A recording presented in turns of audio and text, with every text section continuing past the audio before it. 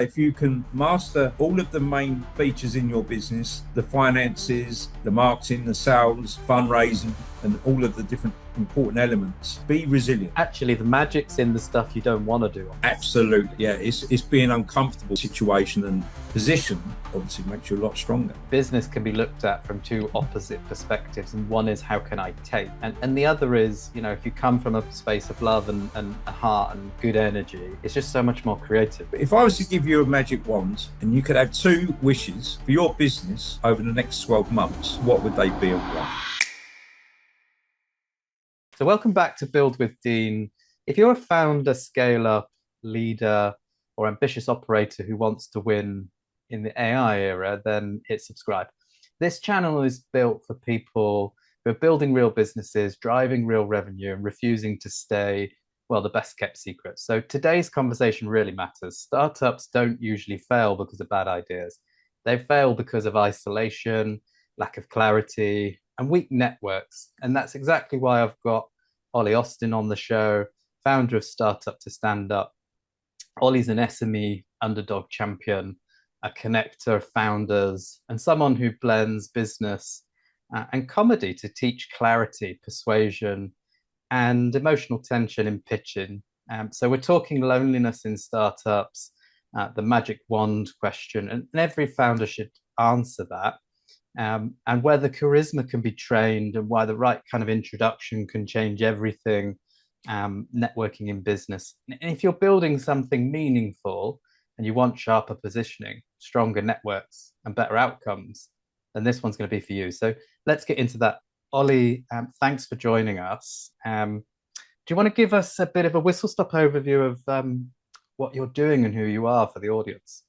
Well, before I do that, Dean, I want to say I'm very pleased and honoured to be on here today, and I thank you. And a lot of thanks goes out to you for hosting today. And I've been looking forward to this all week. To be honest, it's a highlight, one of my highlights this week. You're very kind, but you're very welcome also. Yeah, it's wonderful. Thank you. About me, I'm a multi-exited founder, and I've always loved the underdog.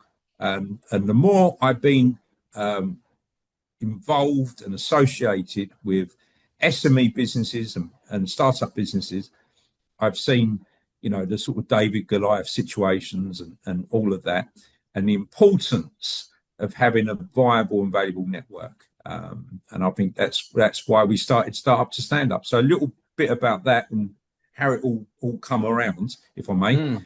Me, Harry and Gary, my two co-founders of Startup to Stand Up, we started it in late 2020.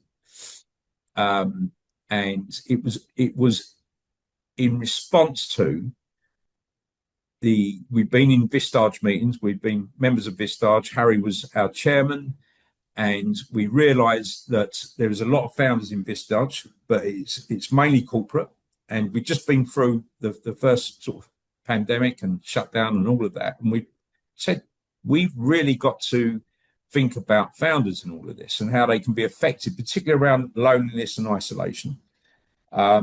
Let's build a founders community, a trusted peer-to-peer founders community, where founders can come in each week, meet each other, talk about their issues, their problems, their opportunities, hurdles in the business, whatever, because founders learn from founders. They really do.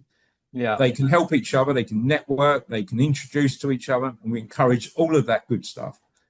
And there'll be an educational element. As you know, Dean, we have anything between 6 to 8 guest speakers coming every month and talk about hot topics, from things like marketing, sales, fundraising.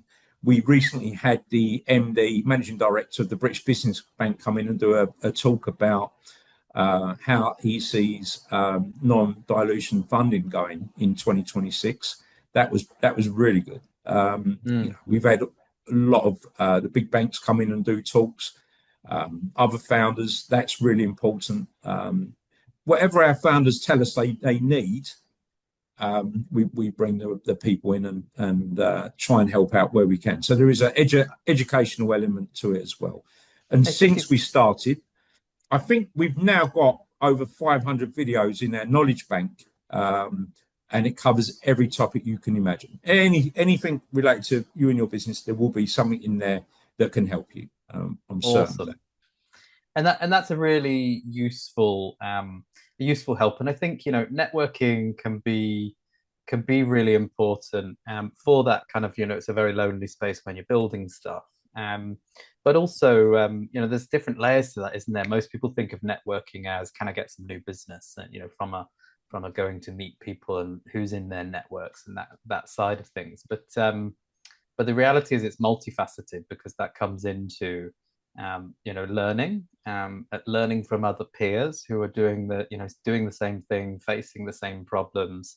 And so kind of, when you talked about solving problems and challenges, then, that can only be with other minds like minds. And so that's incredibly powerful part of the networking side of things.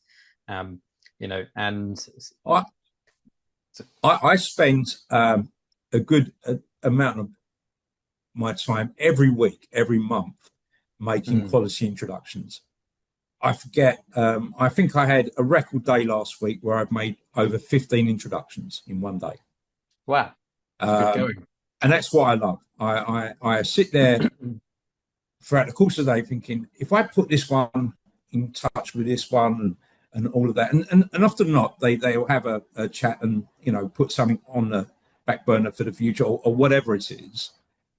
But I've had introductions I've made, and they've come back to me with as little as like 5 or 6 weeks later and said, that really worked. We're doing this together. We're building a collaboration.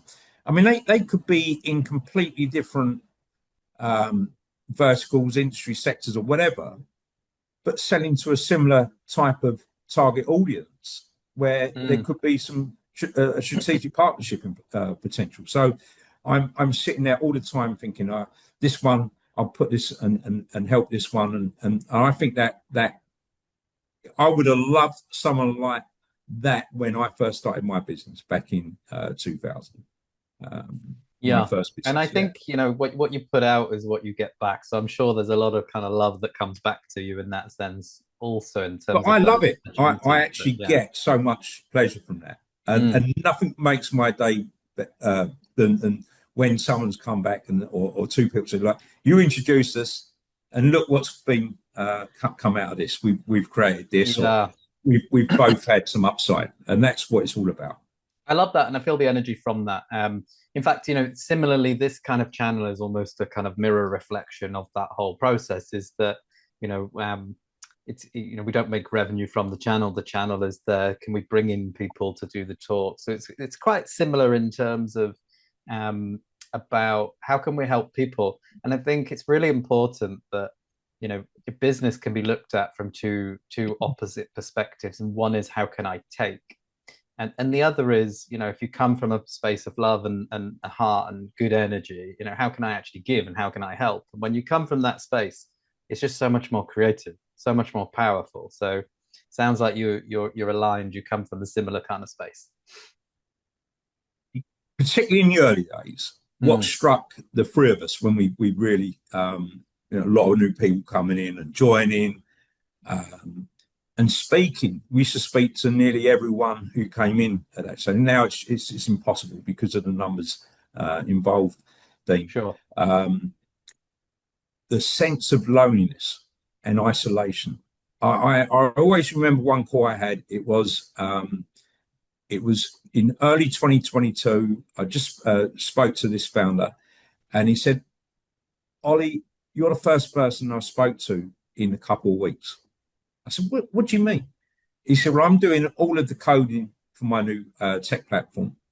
I've been working on average anything up to 15, 16 hours a day. I get everything delivered. And I've got my cat here on my sofa, and I don't belong to any communities. And I was like, wow. Honestly, they say your network is your net worth. And I'm pleased to say that guy, he came into Startup to Stand Up, and he got a lot from it. And he's changed a lot of things. He's not. He's I socially should getting up imagine and he's learned a lot of things too. And that's one absolutely. key thing I think to bring to the table. I mean, I want to touch on and go a bit deeper in terms of that loneliness aspect because I think it's a thing that is there for entrepreneurs, but I think also, probably mixed with obsession, you almost need to go through that because, it's not easy business, is it? It's not easy entrepreneurship. So you need to, kind of learn as you go along. I was talking about loneliness and isolation and how founders really, that is one of the main characteristics of founders. Yeah, they come out of a lot of them, particularly at the moment, they're coming out of corporate, and that may be because they're losing their jobs. The AI revolution is taking shape and getting quicker, and it's accelerating. And they want to be a founder. They want to build something, and they come out of this whole organizational structure where they've got HR there, they've got a team over there dealing with the marketing. They're having sales meetings every day.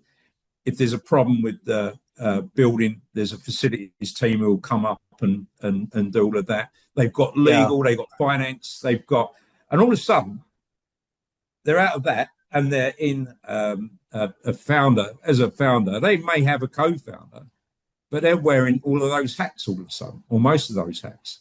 Yeah. And it's a big wake-up call. It is a big wake-up call. So you can't make that. It's a big, too much of a step. So that's what we try to do, break it up and come in, have that sense of community, have that team around you where you could familiar, trusted faces every week, where you can raise things and say, look, I'm not an expert in B2B sales conversion, but is there anyone in the room who can guide me on this or recommend me to refer me to anyone or make any recommendations around that? Yeah. And there always will be that. There always will be that It's wonderful it's the person. power of numbers, isn't it? Exactly. And Exactly. there's a stat I was looking at this morning actually from the National Institute of Mental Health. 50% of entrepreneurs report struggling with mental health or show up to see someone about mental health. That's 50%. That's 1 in 2 people who's an entrepreneur is going to go through that. And what you described there is probably because probably quite a large proportion of them go from that corporate aspect to to being a founder. And you're right, it's a steep learning curve to make that jump, and it is quite lonely. That guy that you described is probably not going to be isolated. There's going to be many stories for that where it's difficult. So yeah, I mean that's a huge stat, isn't it? It's horrendous. It's a big problem, Mm. and I suppose we're blessed in the UK because there's more and more explosion. There's been a big explosion in groups like Startup to Standup and other groups. I mean, there's a lot of pretenders out there, and Mm. there's a lot of companies who will say, "Oh, we've got this authentic founders community," but it's bolted onto this product we're trying to sell you. But we're completely independent. We were founded by 3 exited founders who know Mm. the trials and tribulations. We've been there. We bought the t-shirt. We know how tough it is in the trenches, and we're not trying to sell any What are side your services or products. backgrounds, Ollie? In a kind of if you had a kind of you know give us the 30-second to a minute background of yourself and of Gary and of Harry. What are your backgrounds individually? Absolutely. So starting with myself, I when I left school, I was in the city for a number of years, Yeah. and got the chance of a redundancy in my late 20s, which I took and set up a business with my friend from school. We started around 2001. We built that up over a period of time, exited that business in 2018, and loved it. We had a healthcare laundry in central London, and of NHS supply chain frameworks. We sold to the NHS. We had a healthcare, a specialist cleaning part to it. We had patented products that we sold around the world. And that was a good business that we grew organically and sustainably over a long period of time. And we exit that in 2018. Since then, I've had other businesses that I've started. I had my second exit last year, so that's good. And and I've been busier today than I've ever been. I'm in more demand today than I've ever been, and we've got a wonderful team at Startup to Stand Up. That and the more we can do with automation and stuff, it's all wonderful. In terms of Harry. I've known Harry now for around 10 years. I joined his Vistage group back in 2016, and straight away I got the power of community when I joined that group. Because over the years, I suppose when you have a business, you make a lot of mistakes. You bring consultant A in, consultant B, and some are good and some are not so good. But what I found very quickly with consultants, in the main, not all of them, they all want to remain with you as long as they can on a very high, expensive day rate. Yeah. And some are good and some are not so good. But when you say to them, right, let's dilute your day rate, and let's have a blend of performance put into it. And we want to get more from this relationship. We want more performance from you, more performance related stuff. They tend to back off, and that's what I've found. When I joined Vistage back in 2016, I was lucky enough that I joined this wonderful group that Harry chaired. Yeah, and it was fabulous. We had business leaders in there. We had captains of industry. It was an amazing group, and it's still going today.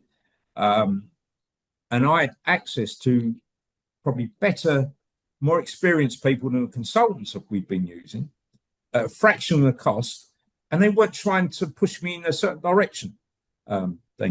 A lot of the guidance and advice I got from them, if I had a problem with anything in my business, came from a pure sense. It weren't that they was trying to extend their stay, or they were trying to increase their day rate, or anything like that. They were talking from experience, and I thought straight away, this is the way forward, and that's why Startup to Stand Up was born from my Vistage experience. So Harry's a chair of around 4 to 5 groups now, big CEO groups in central London. And he's been involved in renewable energy industry for a long time. He's had an exit or two from businesses within that sector. And Gary was one of the original co-founders of Halo, the taxi app, which I think today is called Free Now. So Gary's always been super passionate and an expert in tech-related stuff, and we're all of us have got a commonality in that we feel for founders. We want to support them where we can, and we want to do right by them. And we understand and appreciate all of the challenges and the issues they go through every day. So that's a little bit potted history about us and where we come. But you probably put our links and LinkedIn. We will, yeah. We'll put your LinkedIn links and the Start to Stand Up in the comments. So we'll definitely do that. And I think it's very important. We talked about for that kind of that loneliness and that mental health aspect for your networks, because it's true what you said, that your network is your net worth. But also because referrals become an important part of business. So 84% of B2B deals start with a referral, and that's coming from, and warm intros increase conversion rates by 5x. That's coming from a Harvard Business Review on how people, how people react psychologically in business. So So that's quite powerful, isn't it? Most of the deals coming from referrals. So if you don't actually have a network, if you're not talking to anybody, then you're heavily going to be relying on that cold outreach, emails, calls, and those kind of areas. And that can be really tough, really difficult if you don't have either kind of an SEO kind of angle or some kind of referral network where you're going to get the business. Word of 100%. mouth is great, but you're never going to grow you're not going to scale just on word of mouth. So that's really important. So what I want to do is see what value we can give to this audience that's thinking now, okay, so how do we tackle that? So we talked about the isolation. So I think, how do you tackle that? Go join groups like Startup to Standup, network with other people who are in the same position as you. And the value from that, even if it's just about your mental health, is that I don't know about the people who are watching, but sometimes if I want to have a conversation about what I'm doing, which is trying to build 3 or 4 different businesses, juggling 100 plates, you've been there, Ollie, trying to work out which are the tasks that are going to move the boat forward, and what should I not do, and even then I feel uncomfortable with what I can't do, but there's one of me and I have my team. But often, if I want to go and have a conversation, I can't have that with someone at home. I can't have that with anyone on the street, because it leaves me feeling a bit deflated, because they don't understand, they don't have the same brain, they're not working in the same. So it's incredibly important to peer to be able to have those conversations with someone else. And they might not have the same problems, but great for your mental health, isn't it? So definitely recommend for people to go and join those groups. But I wanted to move into the kind of the magic wand side of things. So if businesses had a magic wand and they could wave that, and change their businesses, then what is it that we think we can help the audience to think about? What are they asking? What are the problems that people bring to start to stand up more often than not? What are people dealing with that are challenges that we can maybe try and help them with? Well, the magic wand question we ask every new member. Do you? Brilliant. We say to them, we don't want an answer on the spot. We want you to give it some consideration and think about it a bit, over the next few days. But if I was to give you a magic wand, Dean, and you could have 2 wishes for your business over the next 12 months, what would they be and why? So I think I asked you that question a few months ago. It's a really profound question, and it gets you thinking. And it would have changed. Things. Two, yeah, exactly. And it would have changed. Exactly. And as we sit here today, I'm probably thinking, I'm sat there and I'm thinking, and it sounds like I'm being biased because it's something that we're going to try and help businesses with. But I'm sat here and thinking for our own business that I wish I knew even more about automation and what I could get, AI tools to do for me.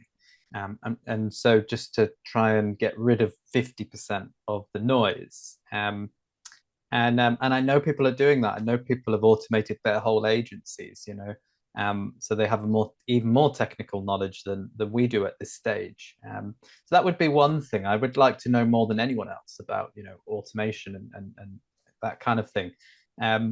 But I would also probably, from a financial point of view, Ollie, I'd like to have better visibility on and more confidence around financial decisions and growth, because it's a bit like an elastic band. I think sometimes I feel like we've got so many clients, it all feels good and we've got lots of revenue, so let's grow the team. And now it feels like, oh, okay, it's flipped the other way. And now I need to get some more clients because I've got really, and sometimes I'm in that 2 o'clock in the morning, I'm thinking, are we all right? And I'm having a look around, but there isn't, I haven't quite nailed that bit, and that's really important to me. So those would be the 2 things. If I had a magic wand, I'd solve those 2 things, because I think they would help us go a lot faster. In answer to your your second wish there, Dean, I've always said to founders, get the best accounting package you can get, and use an accountancy service where they give you a minimum of every month a commentary on your management accounts. Now, that can really help. And a pattern always forms. It's what you said. We're fortunate. We've got all of these wonderful clients. I want to do more. I want to bring some more expertise into the business. Can we really afford it? With those management accounts, and after a while, a pattern forms, and it will give you a more informed reason why you can do it or not. And having that accountant who gives a commentary on them management accounts can really help shine a light on everything. And that's what I always say. For new founders, if you think, Ollie, they've gone from that corporate, they found themselves as a founder, and this is something that comes as a byproduct of that, is having good financial nous. And that's probably like going to the gym, isn't it? You got to get into that. You got to build into that. But is that a mistake that a lot of the people who are watching, who are building, are newly formed founders, maybe they don't do that quick enough, and they got to get into that? It'll catch you on the bum eventually. Yeah, and it goes back to what you were saying, all these hats, wearing all of these hats, and having a bit of knowledge and expertise around everything. And you can teach a lot of it, you really can. But I speak to so many founders and they just want to focus on the creative side or the tech side, or going out there being present on LinkedIn. We all want to do the things that we like doing, Ollie, but actually the magic's in the stuff you don't want to do often.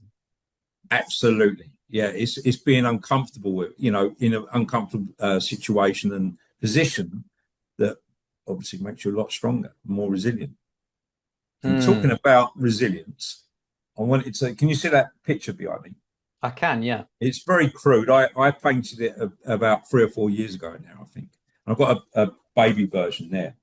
And it's called the Chaotic Arrow. And it's about, I always say to founders, because a lot of people say, what is that all about, Ollie? What is behind your head there? When I'm talking to them, and I say, look, that's a chaotic arrow. Founders, you will have so many ups and downs. It can be twists and turns, ups and downs. But I say, if you can master all of the main features in your business, the finances, the marketing, the sales, fundraising, and all of the different important elements, and be resilient. Yeah, be really resilient. Love that. There will be a decent outcome at the end, and I always say that.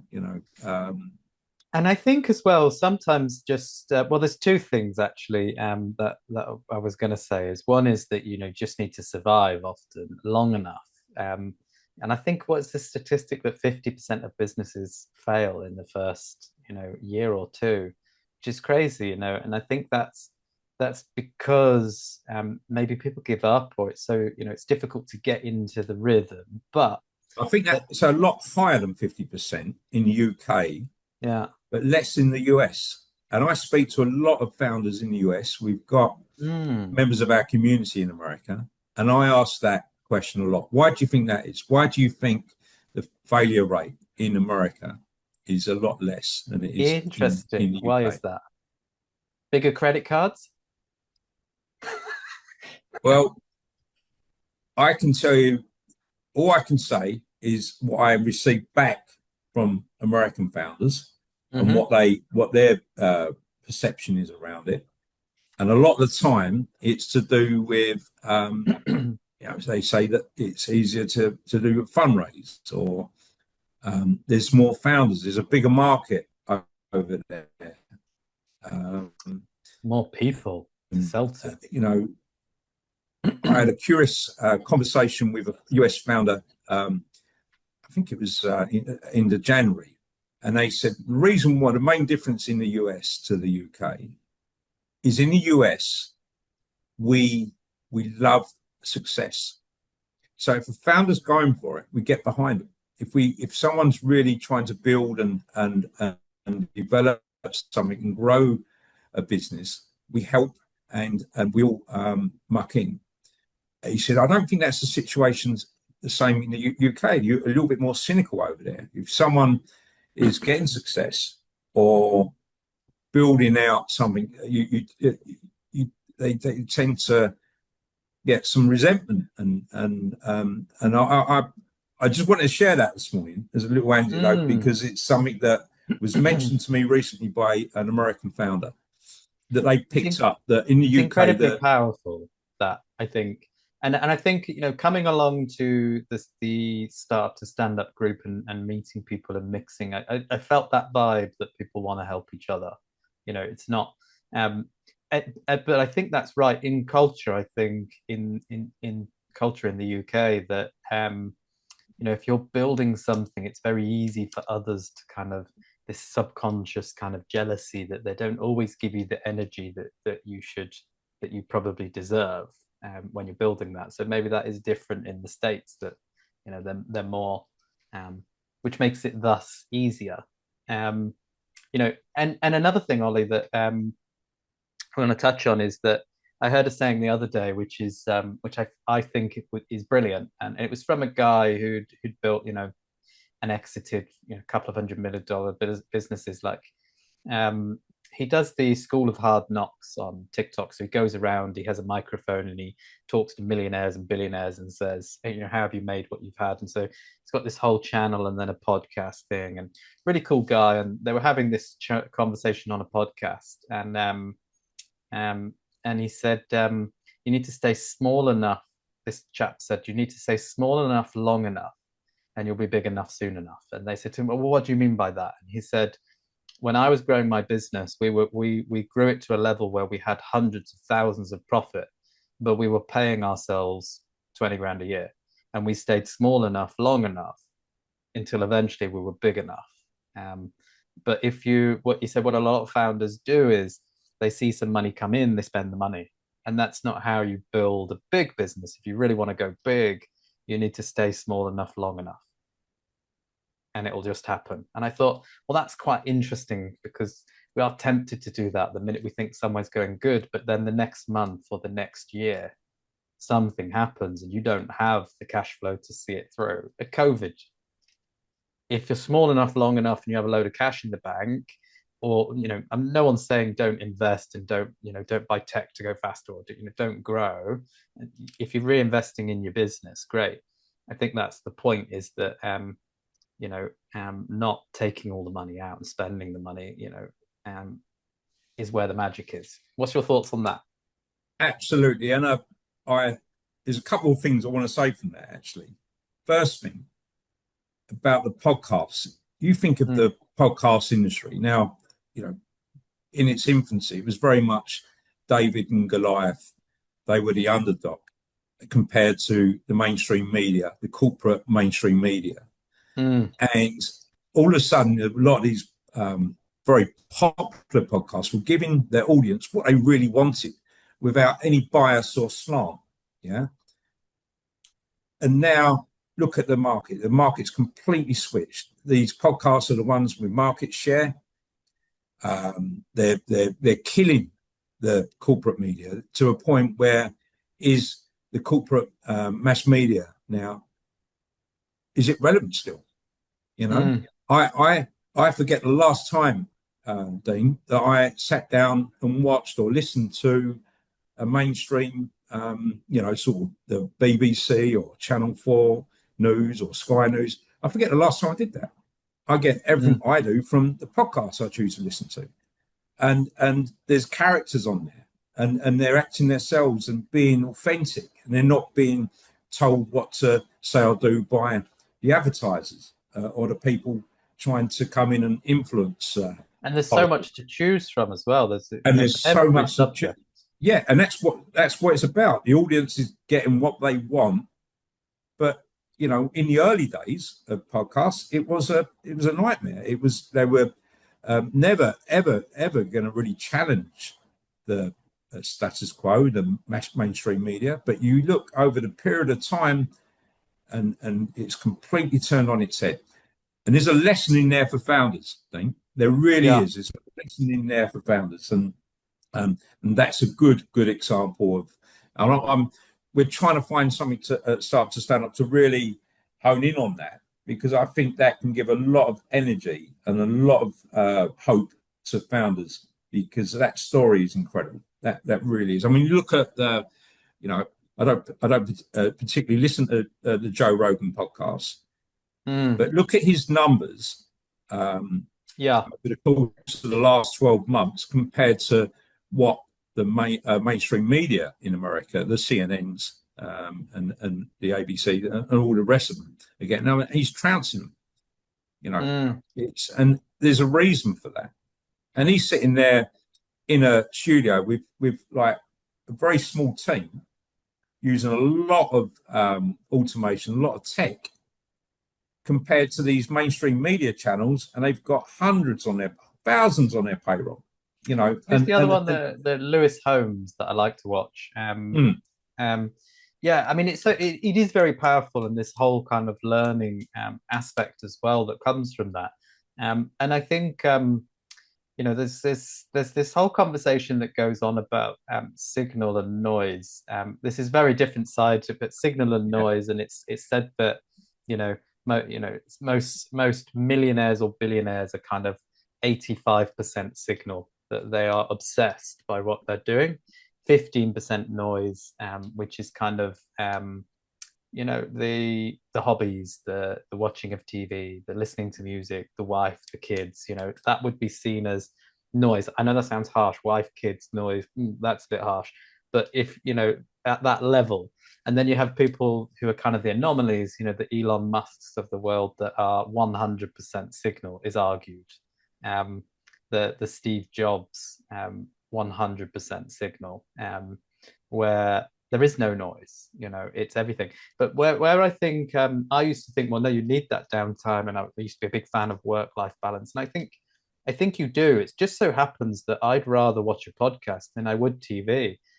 But that is signal. I'm learning every time, every day. I'm spending 2 or 3 hours of learning, and it's incredible how that adds up to your agility, especially if you're an entrepreneur and you're doing that. What you learn in a year if you switch nothingness TV or to podcasts, like incredible. yeah, it shows you how things can be changed and challenged and overcome. So I love stories like that. It's heartening. It really is. Can you talk to me a little bit about underdog champion? What SME underdog champion? What does that mean? Talk to me about that subject. Well, I suppose in a way you look at any market in the UK, and you'll get founders, SME businesses trying to challenge big corporates. Yeah, Mm, a market share could be a number of different ways they're trying to challenge, and it never seems fair. It never seems right. It almost seems rigged in favour of corporates, and there's a lot of protection around corporates, mm, despite a lot of government legislation trying to protect SME business. And we had the SME Charter back in I think 2012 that came in and was in the main pretty good for UK SME businesses. mm. There's a lot more to be done, though, Dean, and that's where I've been through some big challenges and experiences in my life as a founder, where we overcome a lot of adversity and challenges, challenging a big corporate. We were against a huge corporate in one of our businesses, and we won. And I'll tell you Mm. how we won by knowing full well that we were against corporates who were on the main paid employees, and we never gave up. We exhausted every avenue, and in one particular case, through my network, I was able to get a question read out in Parliament that got recorded in Hansard Mm. about a particular market inefficiency that favoured a big corporate business that we were competing against. And the question got raised in Parliament. And I would say after that, we never looked back. We never, ever looked back. I So love kind again, of stories like this, and I think like even myself, when I think back in 2010, I set up what's kind of Tenacious 1.0, Tenacious telemarketing back then. And we set up with nothing. And my first client was a £2 billion company. And we went after the big companies, and we went after people that had call centers of 15 people, field sales agents of like, 8 to 10 or up to 20, big companies who had the sales, collateral. And our pitch to them was, we'll walk all over everyone in month one. And of course, everybody was intrigued, well, no, you will not. But I'll invite you in because that's quite a statement to make. And who is this person, So it raised a few eyebrows. But what I liked was, we were able to, when they said, well, how are you going to do this? We played to our strengths. What we knew was that these big organizations had salespeople. Yes, they did. But those salespeople were so passionate about the product, so passionate about what they'd been taught and how to sell and what to say. And so they'd say to me, well, what are you going to do differently? And I'd say, well, I'm going to talk like a director. Nobody cares about your product. Nobody cares about, and I know that sounds harsh in business, but nobody cares about how wonderful you think you are or your processes or even the product. What they care about is, you're going to save me time, you're going to save me money. What's in it for me? And can you get there in 30 seconds? And that's what I'm going to do for you. And so just test it and see the results. If it's not top 3 in month 1, don't use me. And so we had like 10 of the FTSE 100, in construction. We had anyone who's anyone that was, and it was easy to sign these people up because we were giving them an extra 5% or 10% market share within a year. So it was just knowing the strengths that we had against corporate that was quite key. But another side of things as well I want to share with you is in marketing. I think right now in 2026 in marketing, if you're an SME and you're trying to compete with corporate with the same messaging and the same products, and it's a like for like, you're never going to win. But what corporate can't do is certain things. Say what they can't say, do what they can't do, go where they won't go. And all of a sudden, give me a good example of that, Dean. Give me a good example of, if you can, where you've been brave, you've been bold for your client, and you said, look, let's use this language, let's use this tone, and you've seen it work, where a corporate would never have dared do it. Have you ever done that, Dean? I think if anyone opens up their yeah, exactly. Definitely have done that. So in marketing, I'll say things like, we won't work with knobheads. But I don't know whether that YouTube might take this video down now. But yeah, swearing. But the point is, I can swear. I can be me, and if I want to swear, I can swear, and I can use that in my marketing. But equally, we'll try to go a bit heavier in our marketing. Who are we not for? That's one of the things we're working on at the moment, and I want the team for marketing to be working on is, deeper into who do we not represent? Who do we not want? So we touched on that before, and I think you share the view is, if you're in business to help people, which we are, we want to help people. We just set up a charity to help people. We're giving away 5% of our revenues. I think, all of our clients and people that we interact with would see that will radiate that energy that we're not trying to take, but we want to help people genuinely.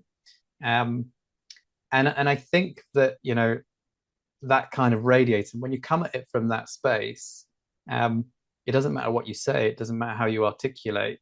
People are going to see that you genuinely, So corporates can't do certain things in marketing. And so if you want to take on a big corporate company and you want David and Goliath, go where they won't go, So we will swear, and we will, in our campaigns, we will do things that those businesses can't do. And that just means that people can look at us, and we become like, we'll talk about stories, and we'll also talk about comedy very briefly as well, because I think that's really important. But it's about storytelling, isn't it? If you can create a narrative that the corporate is the enemy, who's there? And what's better about it? So it would be that kind of scenario, I suppose.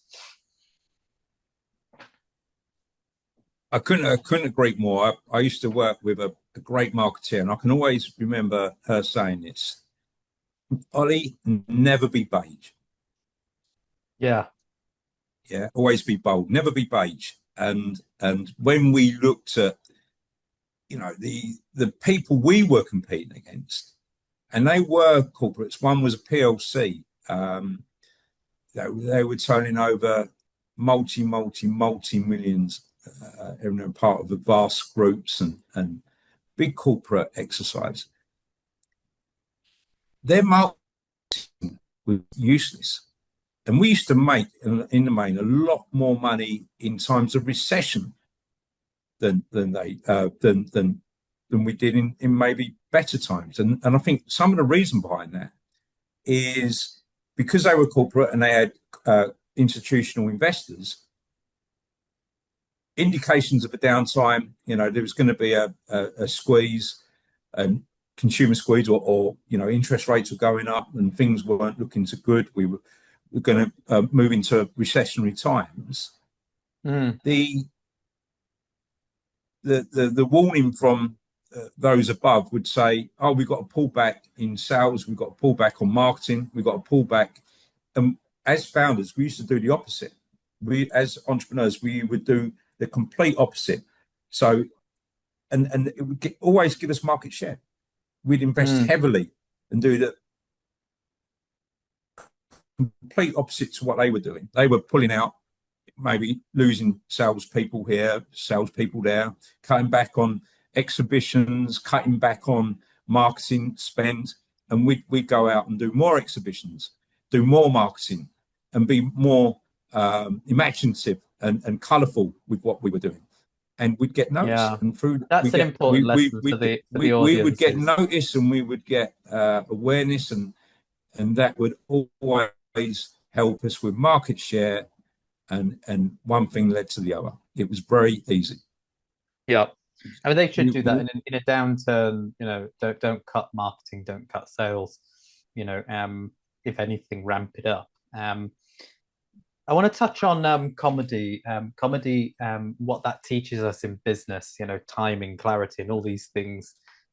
What's your thoughts on that? Before I answer that, then tell me who your top two UK comedians are.